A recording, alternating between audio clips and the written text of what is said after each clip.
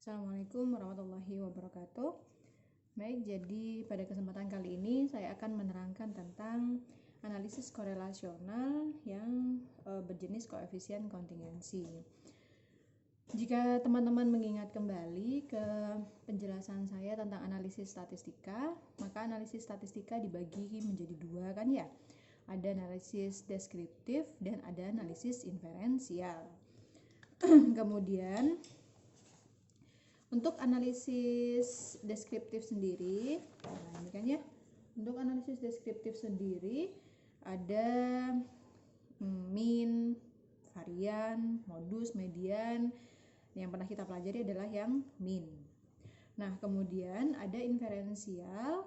Inferensial dibagi menjadi dua, yaitu korelasional dan komparatif. Nah, korelasional kan mencari hubungannya, korelasi, mencari hubungan. Hubungan antara apa? Antara variabel bebas dengan variabel terikat. Nah, jenis korelasional tuh banyak sekali. Yang saya contohkan, misalkan seperti produk momen, koefisien kontingensi, dan lain sebagainya. Nah, selain yang saya sebutkan ini masih banyak sekali analisis korelasional. Yang pernah kita pelajari sudah, yaitu produk momen, ya, sebelum bulan puasa ya. Kita sudah belajar tentang produk momen. Nah, pada kali ini kita akan belajar tentang koefisien kontingensi. Jadi pada produk momen dulu kan saya katakan, jenis korelasional itu kan banyak macamnya, seperti yang saya tuliskan ini. Nah, kemudian bagaimana penggunaannya? Kapan kita akan menggunakan produk momen? Kapan akan menggunakan koefisien kontingensi? Kapan rank order? Kapan poin biserial? Dan kapan jenis-jenis korelasional yang lain? Semua itu tergantung kepada jenis datanya, begitu kan ya penjelasan saya. Nah, jenis data yang pernah kita pelajari ada 4. Ada data nominal,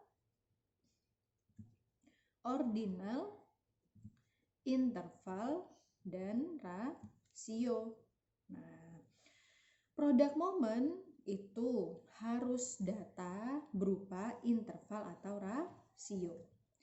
Jadi produk momen itu baik variabel bebas maupun variabel terikatnya saya tuliskan dengan X dan Y kan ya. Nah, ini harus sama-sama berupa interval atau rasio. Begitu. Kemudian koefisien kontingensi, kapan kita menggunakan koefisien kontingensi? Jika data yang kita gunakan, data penelitian kita berupa data nominal. Jadi dua-duanya berupa data nominal, maka kita gunakan koefisien kontingensi. Jadi jika variabel X-nya nominal, variabel Y-nya juga nominal. Gitu. Nominal itu yang bagaimana? Nah, diingat lagi teman-teman, statistika dan semua ilmu itu saling berhubungan ya. Jadi apa yang pernah kita terangkan dan kita pelajari di awal-awal seperti jenis-jenis data itu akan memiliki hubungan dengan penjelasan yang selanjutnya pada jenis-jenis analisis statistika. Nominal itu kalau teman-teman ingat contohnya itu data yang kategori gitu kan ya. Data yang berupa kategori, yang berupa kelompok, kemudian berupa data kelompok dan tidak berperingkat. Nah, contohnya apa yang tidak berperingkat? Misalkan kita bicara subjek penelitian kita adalah subjeknya adalah masyarakat. Nah, masyarakat ini kalau kita bicara tentang jenis datanya, maka banyak sekali jenis data yang bisa kita ambil dari masyarakat gitu. Misalkan masyarakat berdasarkan apa? Jenis kelamin. Nah, masyarakat berdasarkan asal daerahnya. Nah, masyarakat berdasarkan golongan darahnya. Bisa saja kan ya? Dan berbagai macam jenis-jenis yang lainnya. Kemudian ada usia, ada apalagi jumlah anak dan lain sebagainya. pendapatan masyarakat dan lain sebagainya. Nah, data ini kan data namanya ya, masyarakat berdasarkan jenis kelamin, masyarakat berdasarkan asal daerah, masyarakat berdasarkan golongan darah, masyarakat berdasarkan usianya dan lain sebagainya. Nah, kemudian ini kita golongkan jenis data masyarakat berdasarkan jenis kelaminnya. Jenis datanya apa? Seperti yang sudah pernah dijelaskan, nominal adalah data yang tidak dapat diperingkatkan. Berarti salah satunya adalah contohnya jenis kelamin. Kenapa kok jenis kelamin?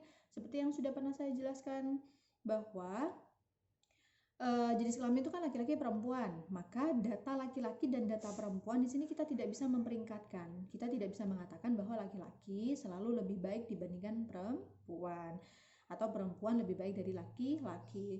Laki-laki lebih pintar daripada perempuan, atau perempuan lebih kaya daripada laki-laki. Tidak bisa seperti itu.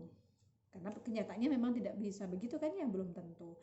Nah, maka jenis kelamin masuk dalam nominal. Asal daerah, ada Sampang, Ketapang, Ompen, dan lain sebagainya.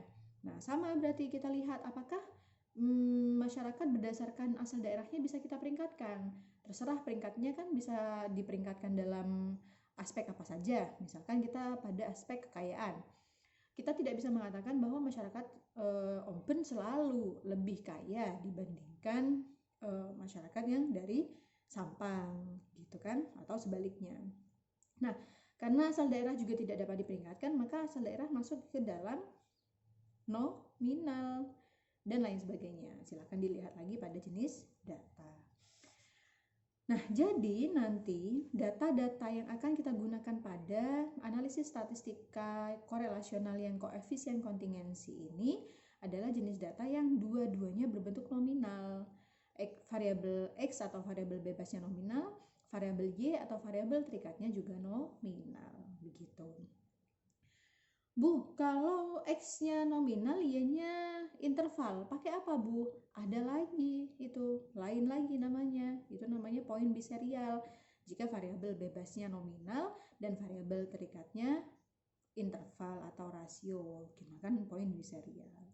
Begitu. Bu, kalau datanya sama-sama ordinal, X-nya ordinal, Y-nya ordinal, menggunakan apa? Gunakan rank order, begitu.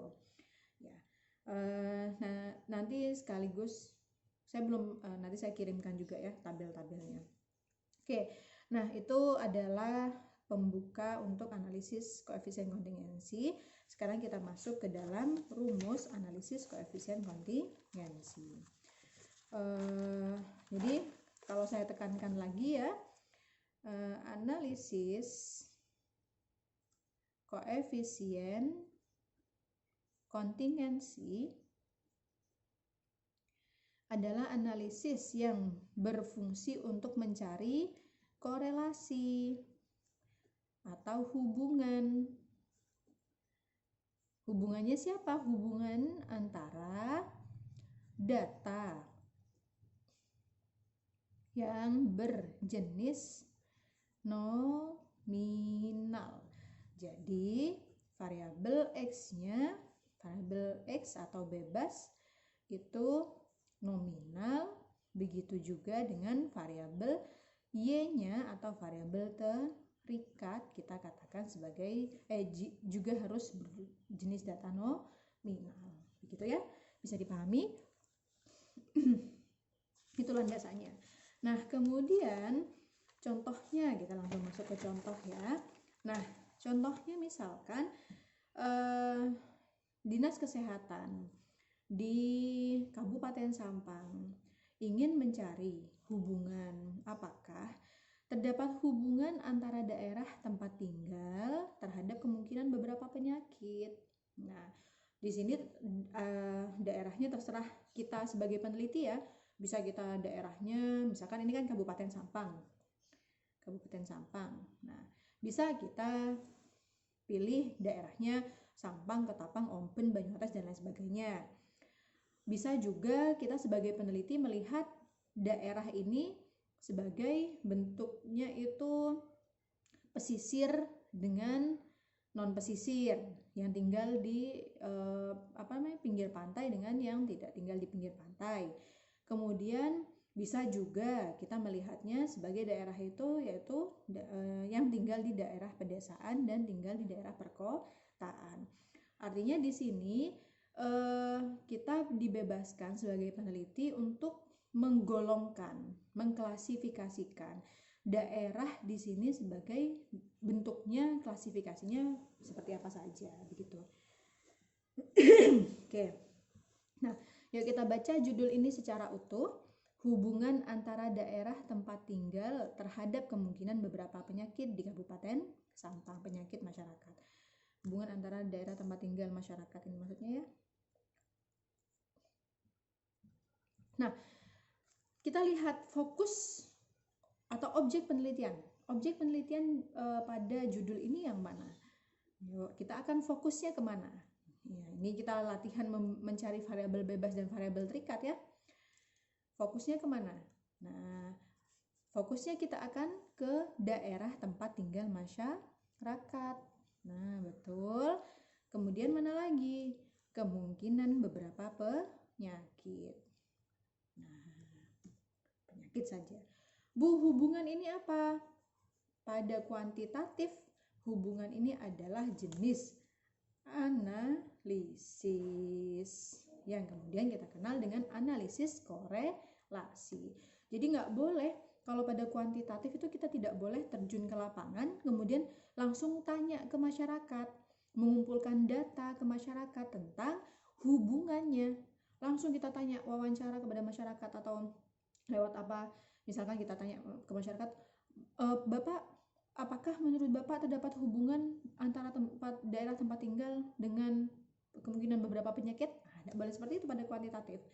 Tidak boleh langsung mencari hubungannya, langsung dicari ke data di lapangan. Hubungan di sini pada kuantitatif adalah analisis yang akan kita gunakan, begitu. Tujuannya, kita akan mencari hubungannya, begitu. Nah, yang perlu dikumpulkan adalah data dari objek penelitian. Data dari objek penelitiannya apa? Ini objek penelitian kita yang pertama yaitu daerah tempat tinggal. Dan objek yang kedua adalah penyakit. Nah, kemudian kita lihat mana yang variabel bebas dan mana variabel yang terikat. Coba teman-teman sekarang tebak. Daerah tempat tinggal. Kita pakai, kan saya selalu tekankan cara menentukan objek cara menentukan variabel itu kita gunakan logika berpikir kan ya. Kan variabel bebas, takut ada yang lupa. Variabel bebas atau yang kita kenal dengan X itu adalah variabel yang nilainya mempengaruhi, begitu kan ya. Sedangkan variabel terikat adalah, atau kita sebut Y, adalah variabel yang dipengaruhi. Nah, maka cara menentukan variabel bebas itu yang mana dan terikat yang mana adalah menggunakan logika berpikir kita. Kita punya dua objek, maka manakah objek yang mempengaruhi dan manakah objek yang dipengaruhi? Gunakan logika. Logika pertama, daerah tempat tinggal masyarakat mempengaruhi penyakit yang dimiliki oleh mereka. Pertama. Logika yang kedua, kita balik. Apakah penyakit yang dimiliki oleh masyarakat mempengaruhi daerah tempat tinggal mereka? Logika manakah yang tepat? Nah, kalau kita berpikir secara jernih, maka logika pertama yang tepat, yaitu daerah tempat tinggal masyarakat mempengaruhi jenis penyakit yang mereka miliki, begitu. Mungkin saja masyarakat perkotaan itu lebih cenderung memiliki penyakit yang berhubungan dengan pernafasan, berhubungan dengan paru-paru, karena udara di perkotaan tidak terlalu bagus, gitu kan ya, sehingga daerah tempat tinggal mempengaruhi penyakit, begitu. Bisa dipahami? Sehingga karena daerah tempat tinggal mempengaruhi penyakit, maka ini yang disebut dengan variabel bebas dan ini disebut sebagai variabel terikat. Kenapa terikat? Karena penyakit yang dimiliki oleh masyarakat dipengaruhi oleh daerah tempat tinggal, begitu. Oke, sekarang kita lanjut ya. Nah, kita ini kan sebenarnya baru punya kasus seperti ini kan ya. Kita kan belum tahu Untuk mencari hubungannya, kita akan menggunakan produk momen kah, atau menggunakan koefisien kontingensi kah, atau poin biserial kah, atau ring order kah, atau yang lainnya. Kayak kita belum tahu, gitu kan. Nah, kemudian bagaimana? Berarti dari judul ini kita harus menentukan jenis data dari objek penelitian. Jenis data dari objek penelitian, ini objeknya. Kemudian kita tentukan jenis datanya. Daerah tempat tinggal masyarakat, daerah tempat tinggal, berarti asal daerah. Jenis datanya apakah nominal, apakah ordinal. Pertama, biar kalian nggak bingung ya, nominal, ordinal itu kan kualitatif. Interval rasio itu kan kuantitatif, begitu ya. Nah, sekarang kalian pikir dulu, daerah tempat tinggal itu kualitatif atau kuantitatif? Non angka atau angka? Daerah tempat tinggal itu kan contohnya kalau di sini desa dan kota. Non angka berarti kualitatif. Kalau kualitatif pilihannya ada dua, apakah dia nominal ataukah dia ordinal. Gitu cara mudahnya menentukan jenis data. Nah, nominal kata saya tadi, nominal adalah data yang tidak bisa diperingkatkan. Nah, berarti desa, kota bisa nggak diperingkatkan? Masyarakat yang berasal dari desa apakah selalu lebih kaya dibandingkan masyarakat dari kota? Apakah masyarakat dari desa selalu lebih pandai daripada masyarakat di kota? Apakah masyarakat kota selalu lebih sopan dibandingkan masyarakat desa? Kita membandingkan pada setiap objek. Nah, pada setiap pada setiap hal yang bisa dibandingkan. Nah, jika salah satu saja sudah tidak bisa dibandingkan, maka dia masuk ke dalam nominal. Tidak bisa diperingkatkan. Nah, jadi tadi apakah masyarakat desa selalu lebih kaya daripada masyarakat kota? Kan belum tentu, begitu. Sehingga karena gagal untuk diperingkatkan pada satu aspek, maka dia termasuk ke dalam data nominal. Jadi variabel bebas di sini berjenis data nominal. Paham? Oke, kemudian penyakit. Penyakit di sini macam-macam kan ya. Kalau di contoh yang kita ambil ada jantung, paru, kencing manis, dan kulit. Nah, kita juga lihat penyakit ini kualitatif apa kuantitatif? Non angka atau angka? Penyakit seperti ini contohnya. Berarti kan non angka kan ya, bukan berupa angka kan ya, berupa kata-kata. Nah, karena berupa kata-kata maka pilihannya adalah nominal atau ordinal.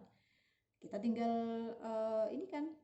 tinggal peringkatkan apakah penyakit jantung itu selalu lebih berbahaya dibandingkan penyakit kencing manis.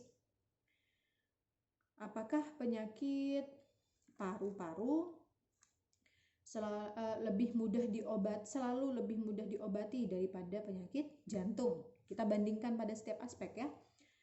Nah, jantung kan tidak selalu lebih parah daripada kencing manis kan ya, tergantung. Ada yang penyakit jantung tapi dia masih bisa tertangani padahal namanya sudah jantung. Tetapi ada yang kencing manis sampai bisa parah, sampai bisa diamputasi, bahkan untuk mindali sampai meninggal. Berarti kan belum tentu jantung itu lebih parah dari kencing manis, dan kencing manis juga belum tentu lebih berbahaya dibandingkan jantung. Sehingga kita katakan bahwa jenis-jenis penyakit ini adalah data nominal karena tidak dapat diperingkatkan. Paham ya? Nah, karena datanya nominal, variabel bebas nominal, variabel terikatnya nominal, maka secara pasti penelitian ini dapat diselesaikan dengan analisis koefisien kontingensi. Begitu. Jadi begitu caranya. Nanti kalau kita misalkan ujian atau UTS atau UAS atau ketika kalian terjun langsung ke lapangan, kalian tidak boleh menentukan jenis analisisnya terlebih dahulu. Yang perlu kalian tentukan adalah masalahnya terlebih dahulu, baru masalah ini kita cari objek penelitiannya, baru setelah itu kita tentukan analisisnya. Gitu ya. Oke. Selanjutnya, Nah, setelah kita kumpulkan data, kita turun ke lapangan, kita mengumpulkan data ya, masyarakat desa, masyarakat perkotaan. Sehingga didapatlah data, yaitu masyarakat desa yang memiliki penyakit jantung ada 27 orang. Masyarakat desa yang memiliki penyakit paru-paru ada 35 orang. Begitu cara bacanya ya. Masyarakat kota yang memiliki penyakit kulit berapa orang? 25 orang. Begitu. Dan seterusnya. Jumlah masyarakat desa ada berapa? Masyarakat desa jumlahnya ada berapa? Set, ini total 120. Masyarakat kota jumlahnya ada berapa? Total 80. Yang memiliki penyakit kencing manis ada berapa? Kencing manis total 60. Yang memiliki penyakit kulit total berapa? Kulit total 50. Total seluruh responden atau seluruh masyarakat yang dijadikan sebagai subjek penelitian berapa?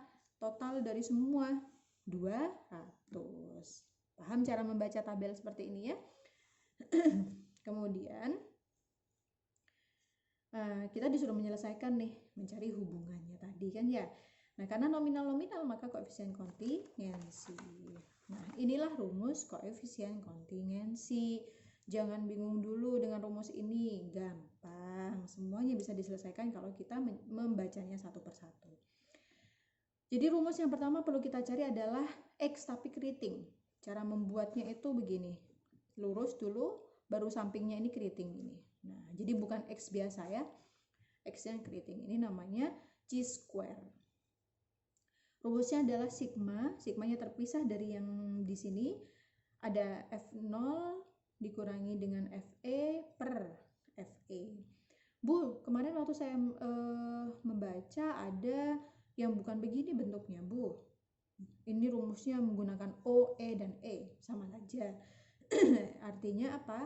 Di sini ini adalah nilai asli pada data, kemudian di sini adalah nilai ekspektasi. Nanti kita akan latihan bagaimana cara mencari nilai ekspektasi dan bagaimana mencari nilai asli pada data. Kemudian, ini sepertinya saya ada yang kurang. Ini dikuadratkan ya.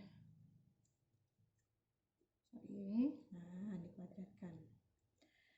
Kemudian, nah, karena FO atau F0 ini nilai asli pada data, maka ini yang kita dapatkan dari tabel di depan ini. Nah, tabel yang ada di sini, inilah nilai FO-nya. Berarti kita tidak perlu cari nilai FO kan ya? Yang perlu kita cari adalah nilai FE. Karena FE ini tidak ada pada data. Kita harus mencarinya. Rumusnya bagaimana? Rumusnya total baris kali total kolom dibagi dengan total seluruh data. Begitu. Tenang, prakteknya sebentar lagi. Nah, setelah mendapatkan ini chi-square kan ya, maka kita mencari nilai C. Apa C? C inilah yang dimaksud dengan koefisien kontingensi seperti judulnya. Rumusnya adalah apa? Akar dari chi-square dibagi dengan banyaknya data dipluskan dengan chi-square. Oke, langsung masuk ke contoh. Tadi ini datanya kan ya, dan harus kita selesaikan data ini. Maka bagaimana caranya agar kita bisa menyelesaikannya? Perlu diingat yang saya katakan tadi, kan ini rumus pertama yang perlu kita selesaikan ya. Untuk mencari nilai chi-square yang kita butuhkan adalah sesuai di rumus, ada FO. Apa FO? Nilai asli pada data. Mana nilai asli pada data? Ini yang saya katakan tadi. Jadi boleh saya tuliskan ini FO ya, sebagai pengingat kepada teman-teman semua. Ini FO, ini FO, ini FO, ini FO, ini FO. Paham? Sekarang yang perlu kita cari adalah FE, nilai ekspektasi. Caranya adalah total baris kali total kolom dibagi total seluruh data. Nah, sebentar, kita kalau mau menyelesaikan selalu membuat tabel penolong kan ya, seperti contoh-contoh yang kemarin-kemarinnya. Ini data ini adalah soal atau data asli yang kita dapatkan dari lapangan. Agar bisa dikerjakan maka kita harus membuat tabel penolong. Nah, inilah yang dimaksud dengan tabel penolong. Jadi mirip seperti tadi kan, nih. Ada daerah, ada desa, kota, sama kan ya?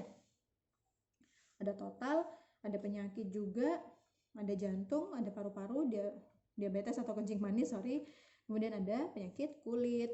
Hanya bedanya sekarang pada tabel penolong kita perlu membuat tabel tambahan, yaitu berisi tabel FO dan tabel FE pada setiap jenis penyakitnya. Begitu.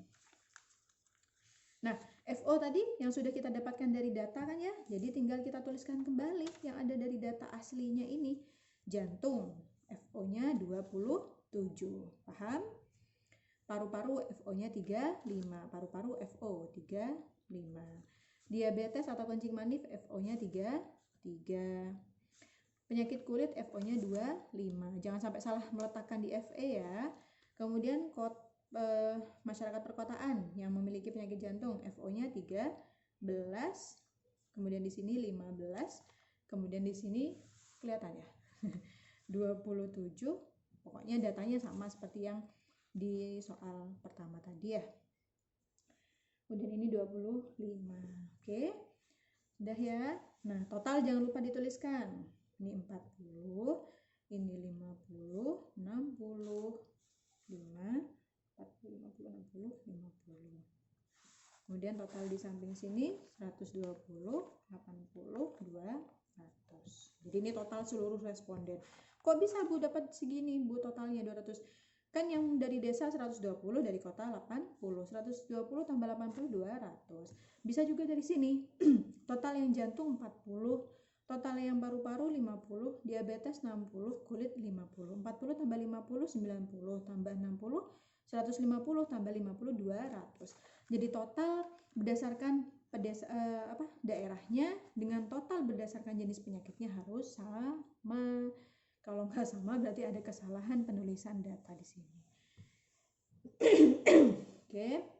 Nah, selanjutnya pada rumus kita butuh FO sudah ada, FE kan ya. Nah, ini harus dicari FE-nya. Bagaimana rumusnya total baris? Nah, teman-teman masih ingat baris dan kolom. Mana baris itu? Baris. Baris itu kalau kalian sholat soft kan ya? Sholat itu kan begini, ini imam. Buat kalian kalau sholat kan bentuknya soft, baris. Nah, berarti kan nanti makmumnya di sini kan ya? Makmumnya di sini, gitu kan? Ini namanya baris. Maka yang ke samping sini ini namanya baris. Bukan kita kalau sholat di sini imam buat 2 baris, buat 2 baris.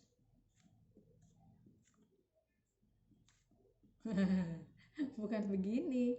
Ini namanya kolom ke bawah. Ini ada 2 kolom. Kolom pertama, kolom kedua. Kalau ini namanya baris. Ada baris pertama, ada baris yang kedua. Paham? Nah, jadi baris itu ke samping. Maka baris itu yang mana? Ini baris. Oke, saya tuliskan. Kata saya tadi untuk mencari FE adalah total baris. Jadi baris total ini kan ya? Baris di sini tarik totalnya berapa? 120 dikali dengan total kolom dari jantung berapa? 40 dibagi dengan total seluruh data 200. Jangan besar-besar, cukup nanti. Oke, sekarang kita tinggal hitung 120 kali 40 kemudian dibagi dengan 200, ketemulah 24. Nah, kemudian di sini juga begitu. Bu, berarti kan sama ini Bu? Enggak, karena kan memang pada baris sama nilainya 120, tetapi kan pada kolom berbeda kan ya? Yuk, nih 120 dikalikan dengan berapa? Kelihatan ya? 50 dibagi dengan 200. Hitung lagi 120 kali 50 dibagi 200 sama dengan 30 gitu. Dan seterusnya ya, saya loncat langsung. Misalkan di sini. Nah, di sini bagaimana? Di sini berarti cari barisnya 80. dikali kolomnya ke bawah, seret 60 dibagi 200 sama dengan 80 kali 60 dibagi 200 sama dengan 24. Nah, gitu caranya ya. Seterusnya semuanya lakukan dengan hal yang sama. Kalau di sini berarti 120 dikalikan 60 dibagi 200. Di sini berarti 120 kalikan 50 bagi 200 dan seterusnya. Saya singkat. Dengan cara yang sama maka akan diperoleh di sini 36, kemudian di sini 30. Jika masih ada yang bingung, silakan diulang videonya ya. 16, kemudian di sini 20, di sini 24 betul, di sini 20. Oke, ketemu sudah. Jadi ketemu sudah FO dan FE-nya ya. FO ada, FE ada, tinggal di sini juga FE ya, tinggal kita masukkan semuanya ke dalam rumus. Yuk, masukkan. Kunci dari mata pelajaran atau mata kuliah hitung berhitung itu kuncinya adalah telaten. Kerjakan satu per satu. Lihat per FE. Apa artinya sigma? Jumlah. Jumlah dari apa? Berarti jumlah dari semua ini kan ya? Jumlah dari FO yang pertama dikurangi dengan FE yang pertama, dikuadratkan dibagi dengan FE, ditambah ini. Langsung saja ke aplikasinya. Nah, saya bikinkan ya. Berarti bagaimana? FO yang pertama 27 dikurangi dengan FE yang pertama 24 dikuadratkan dibagi dengan FE yang pertama yaitu 24. Jadi di sini dengan di sini selalu sama. Nah, karena sigma maka harus diberi tanda jumlah. Nah, berarti kita geser ke yang kedua. 35 kemudian minus 30 kuadrat dibagi dengan 30. Begitu lagi selanjutnya yang ketiga. 33 minus 36 kuadrat dibagi 36. Ke sampingnya lagi 25 min 30 kuadrat per 30 kuadrat ya. Nah, kemudian ke samping ke bawah lagi. Kalian terserah urutnya ke bawah, ke samping, ke sana, ke sini semuanya terserah kalian. Jumlah, ini jangan lupa ada jumlah lagi. Kemudian 13 minus 16 dikuadratkan dibagi 16. Jumlahkan lagi. Kelihatan ya. 15 dikurangi dengan 20 kuadrat dibagi dengan 20. Selanjutnya 27 dengan 24 ya. 27 minus 24 24. Selanjutnya yang terakhir 25 dengan 20. Maka di sini 25 min 20 kuadrat per 20. Nah, ini maksud dari sigma. Jadi sigma itu artinya jumlah ini loh. Seret dan seterusnya sampai bawah, ini namanya sigma. Oke. Selanjutnya kita hitung satu persatu. 27 min 24 berarti min 3 kuadrat per 24. 35 min 30 5 kuadrat per 30. 33 min 36 min 3 kuadrat per 36. 25 min 30 5 min 5 ya, min 5 kuadrat per 30. Sorry ini nggak pakai kuadrat. Plus 13 min 16 min 3 kuadrat per 3 per 16. Sebentar. 24 30 36 30 16 betul. Min 5 kuadrat per 20 3 kuadrat per 24. 25 min 20 kuadrat min 20. Oke, sudah semua. Kemudian tinggal kita hitung lagi. Min 3 kuadrat, min kali min plus 3 kali 3, 9. 9 per 24. 5 kuadrat 25 per 30. Min 9, 36. Min 25 per 30. Min 9 per 16. Min 25 per 20. 9 per 24. 25 per 20. Kemudian tinggal kita hitung. 9 bagi 24 sama dengan 0,375. 25 min 30 0,833. 9 per 36 0,250. 25 per 30 0,833. Kemudian 9 per 16 0,563. Kemudian 25 per 20 1,250. Kemudian 9 per 24 9 per 24 0,375. Kemudian 25 per 20 sama dengan ini tadi 1,250. Kelihatan? Kelihatan ya? Oke. Ini ya pembagiannya semuanya. Nah, semua kita jumlahkan 0,375 tambah 0,833 sampai semua terakhir, maka kita akan menemukan angka 5,729. Oke. Silakan teman-teman sambil menghitung sendiri, khawatir ada kesalahan dari saya. Nah, kembali ke rumus. C² sudah dapatkan ya. Sekarang kita mencari koefisien kontingensi. Rumusnya adalah ini.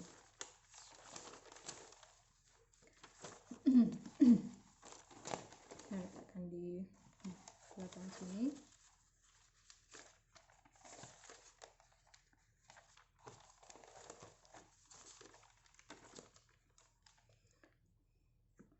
Akar dari C² ditambah dengan N plus C².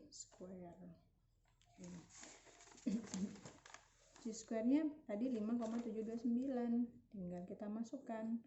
Akar dari 5,729 dibagi dengan N-nya berapa? N-nya 200. Ditambah dengan 5,729. Yuk, kita kerjakan satu persatu biar nggak kaget. 5,729 dibagi dengan 200 tambah 5,729. 205,729. Apa yang perlu dikerjakan dulu? Akar apa pembagian? Pembagiannya dulu kan ya. 5,729 dibagi dengan 205,729 sama dengan akar dari 0,0278. Nah, berapakah akar dari hal tersebut? Nah, teman-teman, kalau ingin mencari akar ya, cari akar bisa caranya macam-macam. Screen rotationnya dihidupkan terlebih dahulu. Nah, screen rotationnya kalau sudah hidup tinggal di HP-nya ditidurkan. Ketemu akar kan ya? Nah, ini tanda akar. Pencet akar. Kemudian masukkan 0,0278 sama dengan 0,167. Dibulatkan. Ini kan hasilnya 0,16667. Tetapi kan secara internasional kita membulatkan 3 angka di belakang koma. Maka berhentinya kan di sini kan ya? Nah, kalau berhentinya di sini, angka di belakangnya bagaimana cara membuangnya? Angka di belakang dari yang terakhir ini kan 7. 7 itu jika lebih dari 5 maka dibulatkan ke 1. Jika kurang dari 5 maka dibulatkan ke 0 begitu. Yuk coba. Gini maksudnya ya. 0,1667332. Secara internasional kita membulatkannya kan menjadi 3 angka di belakang koma. Bu, kalau saya mau 4 angka bagaimana? Enggak apa-apa. Saya tulis semuanya juga enggak apa-apa. Nah, cuman kalau kita mau ikut keringanan, kita ikut 3 angka di belakang koma. Berarti kan selain 166 ini kita buang ya, 733 dan seterusnya itu kita buang. Nah, bagaimana cara membuangnya? Nggak boleh asal-asalan. Kita harus melihat angka terakhir dari angka yang paling belakang. Berarti kan ini kan ya. Nah, angka terakhirnya 7. Nah, angka terakhir jika lebih dari 5 maka dibulatkan ke 1, tapi jika kurang dari 5 maka bulatkan ke 0. 7. Ini lebih dari 5 atau kurang dari 5? Lebih dari 5, maka bulatkan ke 1. Maksudnya bulatkan ke 1 ini apa? Tambahkan ke depannya 1. Ya. Jadi karena ini dibulatkan jadi 1, maka 1 tambah 6. 1 tambah 6 itu berapa? 7. Maka kita tuliskan 7 begitu. Itu cara pembulatan yang benar. Kalau misalkan Bu, kasusnya begini Bu, 0,0113219. Kita mau membulatkan di belakang koma 3, seret. Maka kita lihat yang di belakang terakhir adalah 2. 2 itu lebih dari 5 atau kurang dari 5? 2 itu kurang dari 5, maka bulatkan ke 0. Maka tulis 0 di sini. 0 tambah 3 sama dengan 3. Maka pembulatannya menjadi 0,113. Paham? Oke, ketemulah ini tadi ya. 0,167. Apa makna? Nah, lagi-lagi apa maknanya? Interpretasinya adalah bahwa korelasi atau hubungan yang dimiliki antara asal daerah dengan penyakit yang dimiliki itu korelasinya sebesar 1,67. Maknanya apa? Kita cari di interpretasi, nilai interpretasi. Ini ada korelasi tapi lemah ini, seperti ini, nilainya kecil soalnya. Nah, kemudian semakin bagus korelasi itu 1 ya, semakin mendekati 1 itu semakin bagus korelasinya. Karena ini 1 itu kan jauh dari 0,1 itu jauh dari 1, maka ada hubungan tapi lemah. Nah, berhenti di sanakah? Belum. Kita kan selalu membuat hipotesis kan ya. Hipotesis kita adalah HA dan HO. HA-nya itu ada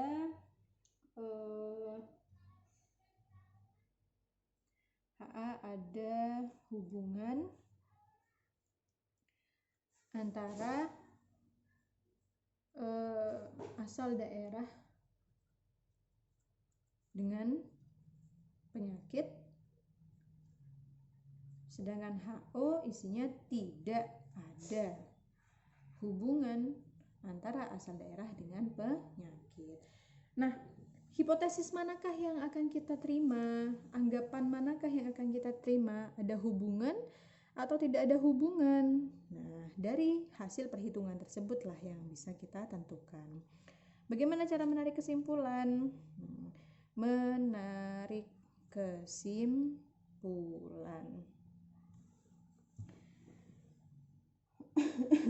Menarik kesimpulan itu caranya adalah dengan membandingkan chi-square-nya, yang excreting-nya. Excreting hitung dibandingkan dengan chi-square tabel. Nah, jika lebih besar chi-square hitung, maka HA diterima. Sedangkan jika chi-square hitung itu lebih kecil dari chi-square tabel, kebalikannya, maka HO diterima. Kalau ini lebih besar HA yang diterima, jika lebih kecil maka HO yang diterima. Nah, untuk kasus kita ini yang bagaimana? Nah, yuk lagi cari seperti di product moment. Untuk mencari chi-square hitung itu kan yang ini ya, yang kita hitung panjang lebar ini namanya chi-square hitung. Ini chi-square hitung.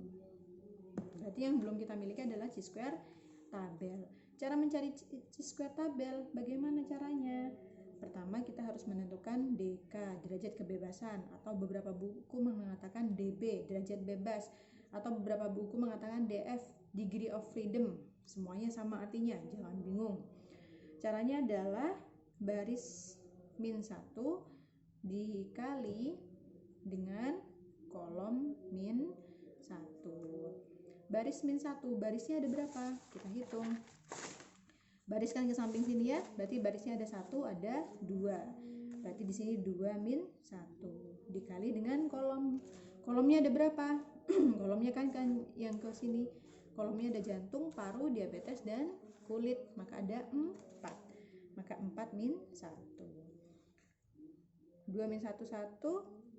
Kalikan 4 min 1, 3. Berarti DP-nya adalah 3. Oke. Kemudian gunakan alfa sebesar 5%. Jangan bingung, Bu, apa artinya alfa? Alfa itu adalah selang kepercayaan. Jadi kita mempercayai kira-kira tingkat benarnya penelitian ini adalah 95% dan tingkat kesalahannya adalah 5%, begitu. Alfa ini macam-macam, ada 1%, ada 5%, ada 10%, ada 2%. Jadi tergantung kita. Tetapi yang paling sering digunakan pada penelitian adalah alfa dengan 5%. 5% kalau didesimalkan menjadi 0,05. Nah, sekarang tugas kita mencari pada tabel chi-square. Nah, tabel chi-square, tulis ya. Chi-square itu chi-square. Tabel chi-square. Nah, terserah teman-teman mau gunakan yang mana, sama saja ya kan ya. Nah, kemudian kita lihat di sini. Nih, bisa terlihat ya tabelnya. Nah, ini kan alfa. Alfanya berapa? 0,05. Maka cari 0,05. Ini kan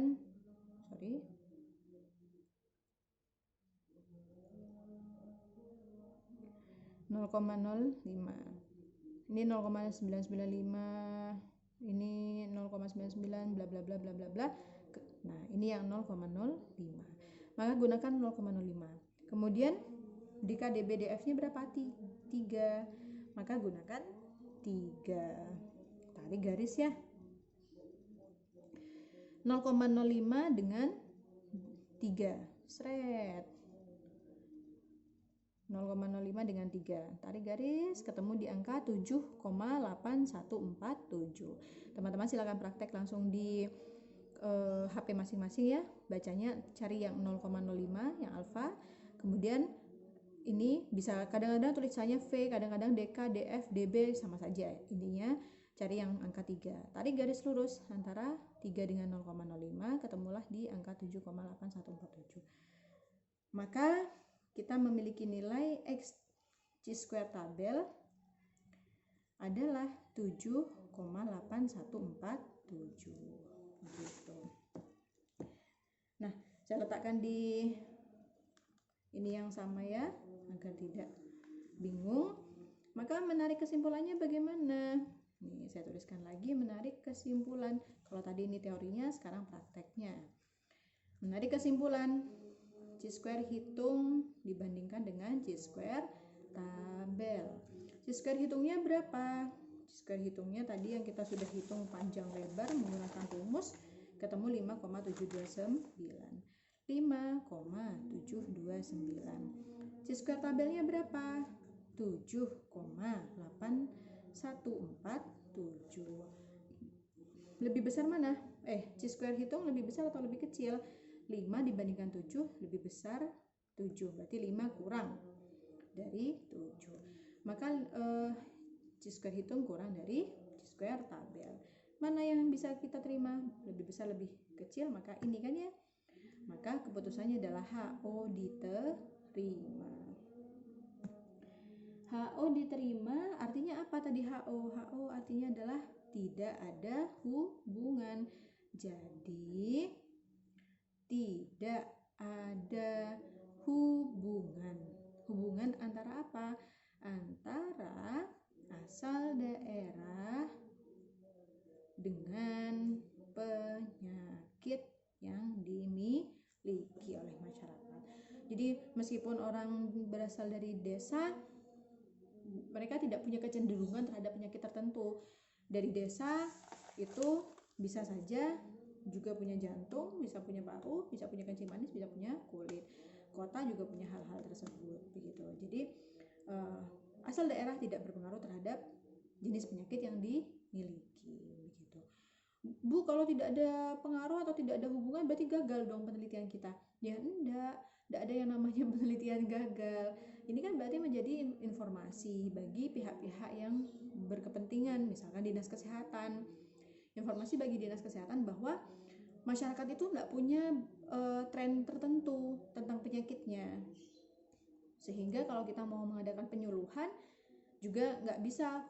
Kalau misalkan nih nanti hasilnya ada hubungan, masyarakat desa lebih cenderung memiliki penyakit-penyakit yang berhubungan dengan ini misalkan jantung dan paru-paru misalkan ya, maka kan kesimpulannya akhirnya yang dibutuhkan oleh masyarakat desa adalah penyuluhan tentang cara menghindari penyakit-penyakit yang sejenis ini. Nah, penyakit yang lainnya tidak terlalu punya hubungan, maka tidak perlu ada penyuluhan dari jenis-jenis penyakit yang tidak ada hubungannya begitu. Jadi hasil dari analisis ini akhirnya memberikan bantuan kepada pihak-pihak yang berkepentingan untuk melakukan sesuatu, untuk menarik suatu kesimpulan dan melakukan sesuatu terhadap hasil analisis tersebut. Seperti yang tadi saya katakan, dari masyarakat kota misalkan, masyarakat kota hasilnya ternyata daerah tempat tinggal itu berhubungan dengan jenis penyakitnya, dan setelah ditelisik lebih dalam, misalkan masyarakat kota lebih cenderung memiliki penyakit yang berhubungan dengan kulit misalkan. Nah, maka kita harus memberikan penyuluhan terhadap masyarakat kota bagaimana cara menghindari penyakit kulit. Tapi kan ternyata hasilnya tidak begitu kan ya. Hasilnya ternyata tadi asal daerah tidak memiliki hubungan terhadap jenis penyakit, sehingga kesimpulannya adalah kalau dinas kesehatan ingin memberikan penyuluhan, maka berikan penyuluhan secara umum cara menghindari penyakit-penyakit tersebut gitu. Tidak terkhusus kepada jenis-jenis penyakit tertentu. Begitu ya, bisa dipahami penjelasan saya. Semoga bermanfaat. Saya akhiri, kurang lebihnya mohon maaf. Saya akhiri, wassalamualaikum warahmatullahi wabarakatuh.